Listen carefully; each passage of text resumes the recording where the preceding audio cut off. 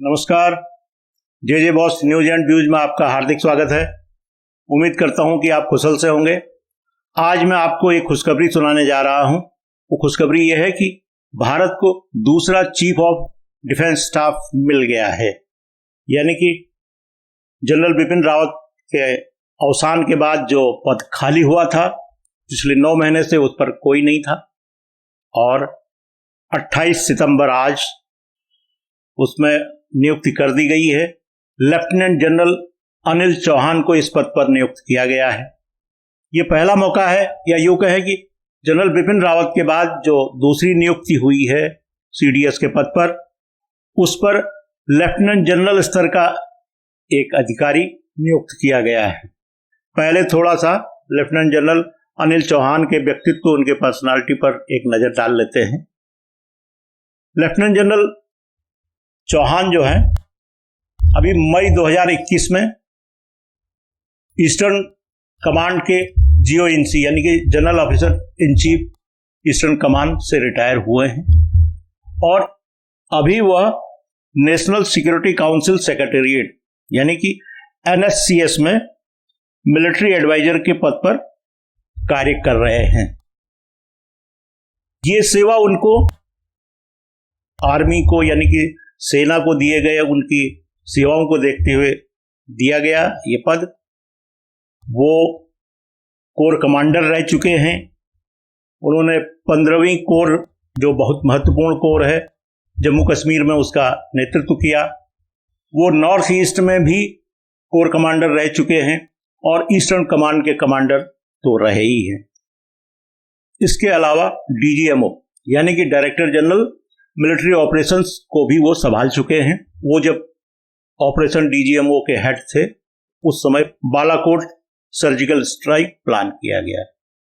इसके पूर्व जब वो ईस्टर्न कमांड में थे तो म्यांमार भारत बॉर्डर पर जो इंसर्जेंसी है, उग्रवाद की जो गतिविधियां हैं, उसको कंट्रोल करने में उन्होंने बहुत महत्वपूर्ण रोल अदा किया। इसके अलावा नॉर्थ ईस्ट में यानी अरुणाचल बॉर्डर में, जहां पर चाइना का एक बड़ा दबाव रहता है, वहां पर भी उन्होंने स्ट्रेटेजिकल पॉइंट में अपनी आर्मी की स्थापना और प्लानिंग का वहां पर काम संभाला। ये माना जाता है कि वो इंसर्जेंसी और इन्फेंट्री मामलों के स्पेशलिस्ट रहे हैं। यूनाइटेड नेशंस के जो मिशन होते हैं उसमें उन्होंने अंकोला में वहाँ सुपरवाइजरी पोजीशन पर काम किया। इस तरह से उनको इंटरनेशनल सेना का भी अनुभव प्राप्त है। उनके जन्म को लेकर बात करें, उनका जन्म कोलकाता में हुआ था, और कोलकाता के केंद्रीय विद्यालय से ही उन्होंने स्कूलिंग की। उसके बाद एनडीए में सिलेक्शन हो गया। एनडीए खड़कवासला में उन्होंने डिफेंस की पढ़ाई की। उसके बाद फिर वो आईएमए देहरादून में पास आउट होने के बाद फिर उन्होंने आर्मी को ज्वाइन किया। उन्होंने 1981 में आर्मी में कमीशन प्राप्त किया। लेफ्टिनेंट जनरल चौहान का जन्म 1961 में हुआ था, 1961 में, और मूलतः वो उत्तराखंड के पौड़ी जिले के खिरसू ब्लॉक के रहने वाले हैं। और खिरसू ब्लॉक में चलनसिव पट्टी है, और वहीं जो है गवाड़ा एक गांव है जहां के वो मूल निवासी हैं। उत्तराखंड के होने के नाते पैदल चलना यानी कि इन्फेंट्री के साथ में उनका रिश्ता रहा है, और उनकी कमीशनिंग आर्मी में जो उनकी कमीशनिंग थी 11 GRs यानी कि 11 गोरखा राइफल से हुई थी। और 11 गोरखा राइफल के कई सेनाध्यक्ष बन चुके हैं। जनरल बिपिन रावत भी जीआर से ही थे। इसके अलावा अगर आपको ध्यान होगा तो भारत के जो पहले फील्ड मार्शल बने थे जनरल मानेकशॉ, वो भी गोरखा जीआर से ही थे। उनका तो एक कथन बड़ा प्रसिद्ध है कि अगर सामने मौत खड़ी हो, कोई ये कह रहा हो कि मुझे डर नहीं लग रहा है, तो या तो वो गोरखाली होगा या वो झूठ बोल रहा होगा, दो में से एक होंगे। यानी कि जीआर का एक बड़ा हिस्टोरिकल और एक गैलेंट्री का इतिहास रहा, हिस्ट्री रही है।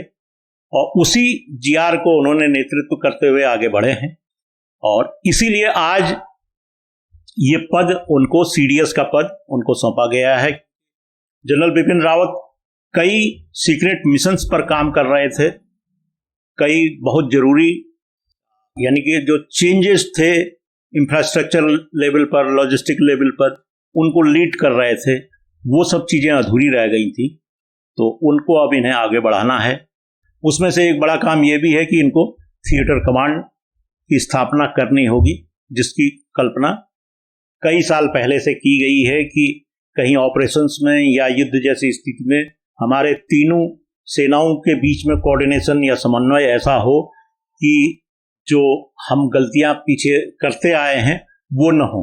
जनवरी 2020 को सीडीएस के पद पर जनरल बिपिन रावत की नियुक्ति हुई थी और 8 दिसंबर 2021 को हेलीकॉप्टर क्रैश में उनका अवसान हो गया।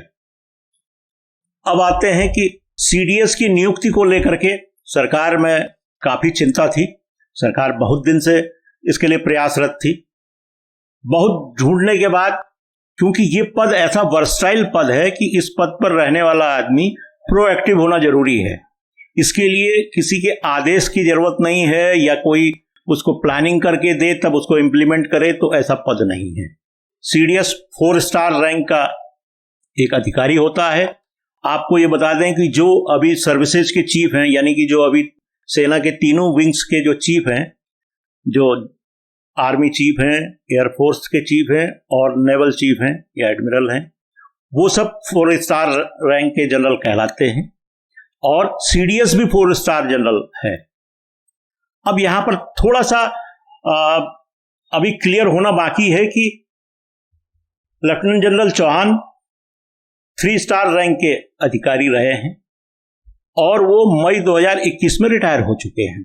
आर्मी से रिटायर होने के बाद क्या सीडीएस के रूप में जब अनिल चौहान काम करेंगे तो उनको भी 4 स्टार दिया जाएगा? क्योंकि स्टार देना और जो भी पद का उन्नयन है या प्रमोशन देना, वो तो एक्टिव सर्विस के दौरान होता है। अब इसमें एक आध दिन में क्लियर हो जाएगा कि 4 स्टार के लिए उनके लिए क्या व्यवस्था की जाती है, क्योंकि सरकार भी चाहती थी कि उनके पास में ऑप्शन ज्यादा हों। इसीलिए जून 2022 यानी कि अब से करीबन 3 महीना पहले सरकार ने सीडीएस पद के लिए एक थोड़ा सा बदलाव किया था। उसमें एयरफोर्स एक्ट 1950, आर्मी एक्ट 1950 और नेवी एक्ट 1957, इन तीनों में अमेंडमेंट किया गया, बदलाव किया गया और ये कहा गया कि सीडीएस पद की नियुक्ति के लिए जो सर्विस चीफ हैं यानी कि 4 स्टार जनरल्स हैं, इनके अलावा जो 3 स्टार्स हैं यानी कि जो उनके डिप्टी हैं या फिर कमांड लेवल में जो हेड कर रहे हैं, तो 3 स्टार जनरल्स को भी सीडीएस पद के लिए कंसीडर किया जाएगा। लेकिन एक इसमें बैरियर लगाया गया, एक टैग लगाया गया कि उनकी उम्र 62 साल से ऊपर नहीं होनी चाहिए। इस पद पर सर्विंग ऑफिसर या रिटायर्ड ऑफिसर दोनों में से जो काबिल होगा, जो योग्य होगा, उसकी नियुक्ति की जाएगी। खोजबीन करते करते, सीडीएस पद के लिए योग्य उम्मीदवारों की खोज करते करते सरकार, डिफेंस मिनिस्ट्री और पीएमओ इस नतीजे पर पहुंचे कि इस पद के लिए लेफ्टिनेंट जनरल अनिल चौहान काबिल हैं, योग्य हैं। मैंने जनरल बिपिन रावत के अवसान के समय में 2-3 वीडियो बनाए थे, उनके मैं इसमें लिंक दे रहा हूं, आप देखिएगा। एक तो सीडीएस क्यों जरूरी है, उसमें क्लियर आपको मिल जाएगा, और दूसरा जो है ये भी है कि सीडीएस पद के लिए जनरल बिपिन रावत किस तरह से फिट बैठते थे। और वो कई बार जो हमारे जो पड़ोसी देश हैं या अन्य अंतर्राष्ट्रीय लेवल पर, कूटनीतिक लेवल पर, वहां भी वो अपने बयानों से, अपने वक्तव्यों से उन सबका मुंह बंद कराने के लिए तत्पर रहते थे। इसके अलावा उनकी मेहनत और उनका जो जज्बा था वो तो देखने लायक ही था। हम उम्मीद करते हैं कि लेफ्टिनेंट जनरल अनिल चौहान भी उन्हीं के नक्शे कदम पर आगे बढ़ेंगे, और आगे क्या बढ़ेंगे, वो हो सकता है कि उससे भी आगे निकल करके एक नया मील का पत्थर स्थापित करेंगे। ये राष्ट्रीय सुरक्षा के लिए, राष्ट्रीय हित के लिए उनका योगदान वर्षों तक याद किया जाएगा। अभी मैं आपको कुछ पिछले वीडियोज की क्लिपिंग्स में दिखा रहा हूं, लिंक्स भी मैं डाल दे रहा हूं, इसमें थोड़ा सा आके वीडियो क्लिपिंग भी दिखा दे रहा हूं, वो आप देखिएगा कि यह पद क्या होता है, कि क्या क्या जिम्मेदारियां हैं, क्या अधिकार है और यह क्या नहीं कर सकता है। यह पद क्या होता है, अब इसका जवाब यह है, यह पद तीनों अंगों के सेना प्रमुखों के बराबर 4 स्टार के जनरल का पद है। जिस तरह से थल सेनाध्यक्ष, नौसेनाध्यक्ष और वायुसेनाध्यक्ष 4 स्टार जनरल कहलाते हैं, उसी तरह सीडीएस का पद भी 4 स्टार जनरल का है। चीफ ऑफ डिफेंस स्टाफ यानी तीनों सेनाओं के जनरलों का समन्वय कोऑर्डिनेटर है। इंडियन आर्म फोर्सेज का मिलिट्री प्रमुख तथा चीफ्स ऑफ स्टाफ कमेटी का चेयरमैन है। रक्षा मंत्रालय द्वारा नवसर्जित किया गया डिपार्टमेंट ऑफ मिलिट्री अफेयर्स का चीफ होता है। आपको बता दें कि सीडीएस बनने के पूर्व रक्षा मंत्रालय में 4 विभाग हुआ करते थे। Department of defence, number 2 department of defence production, number 3 department of ex serviceman welfare तथा चौथा अनुसंधान करने वाला डीआरडीओ यानी कि department of research and development organisation. इसके पास तीनों सेनाओं, अंतरिक्ष विभाग तथा अंतरिक्ष अनुसंधान संगठन इसरो के तालमेल के लिए बनाए गए एरोस्पेस कमांड की भी जिम्मेदारी है। अब बात आती है अधिकार क्या है।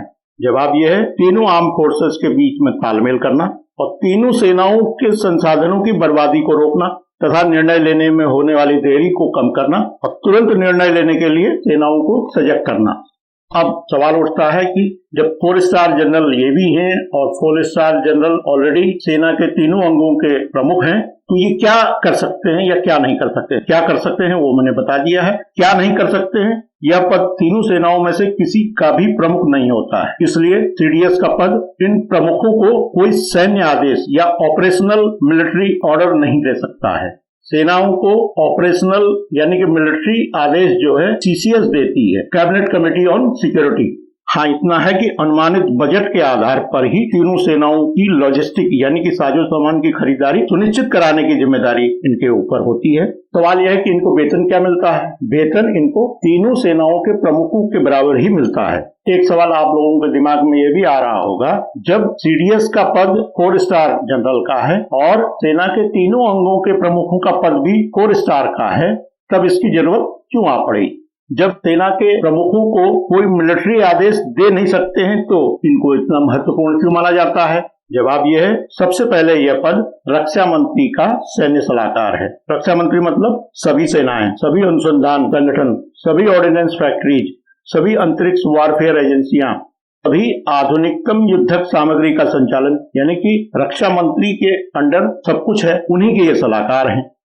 आपके मन में अब सवाल उठ रहा होगा कि राष्ट्रीय सुरक्षा सलाहकार पहले से हैं, इस पद पर अजित डोभाल बैठे हुए हैं और प्रधानमंत्री ने उनको कैबिनेट मंत्री का दर्जा दिया है, तब सीडीएस की जरूरत क्यों है। इस पर हम कभी डिटेल से अलग एक वीडियो बनाएंगे। आज बात सिर्फ सीडीएस पर करें।